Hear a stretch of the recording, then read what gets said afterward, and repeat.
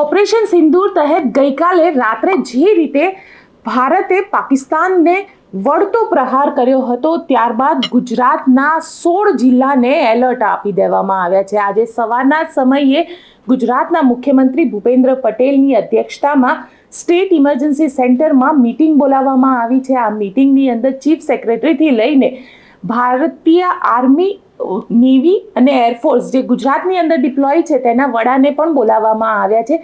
State emergency સેન્ટરમાં આજે meeting થઈ છે.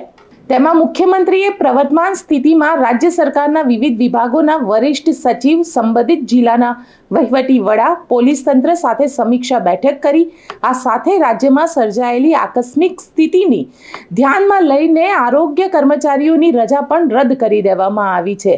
આરોગ્ય વિભાગને પણ દવાઓનો પૂરતો સ્ટોક રાખવો, ડોક્ટરોની ટીમ લાઇટ કટ થાય તો જનરેટરની વ્યવસ્થા સહિતની સૂચના આપવામાં આવી છે.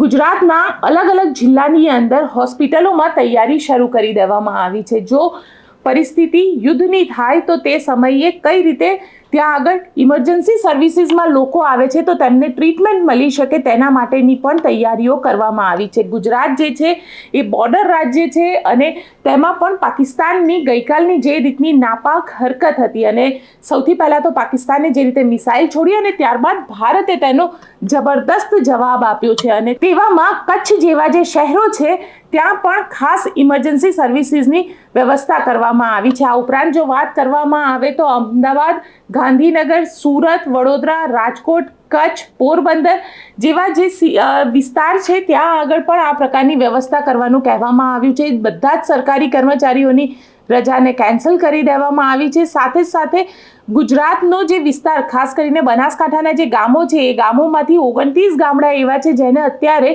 સંપૂર્ણ રીતે ખાલી કરવા માટે કહી દેવામાં આવ્યા છે. કારણ કે વિસ્તાર જે છે સુઈગામની આજુબાજુનો જે વિસ્તાર જે સીધો બોર્ડરથી કનેક્ટ થાય છે ત્યાં આગળ પણ ગઈકાલે રાત્રે બ્લેકઆઉટ આપવામાં આવ્યું હતું. એટલે ગુજરાતને પણ હવે એલર્ટમાં આવી ગયું છે. ગુજરાત સરકાર જે છે તે પણ અત્યારે હાઈ લેવલ મીટિંગ કરી રહી છે અને સૌથી ઓછું, કારણ કે ક્યાંક ને ક્યાંક જે રીતે પાકિસ્તાને ગઈકાલે નાપાક હરકત કરતા રાજસ્થાનના જેસલમેરથી બાડમેર, અમૃતસર, પંજાબ જે વિસ્તારોની અંદર ફાયરિંગ કર્યું હતું તે જ પ્રકારે માનવામાં આવી રહ્યું છે જો ગુજરાતમાં કરે તો તેનો કઈ રીતે જવાબ આપી શકાય. આપ શું માનો છો? કોમેન્ટ બોક્સમાં ચોક્કસથી લખજો અને અમારી ચેનલ નિર્ભય ન્યૂઝને લાઇક, શેર અને સબસ્ક્રાઇબ કરવાનું ભૂલશો નહીં.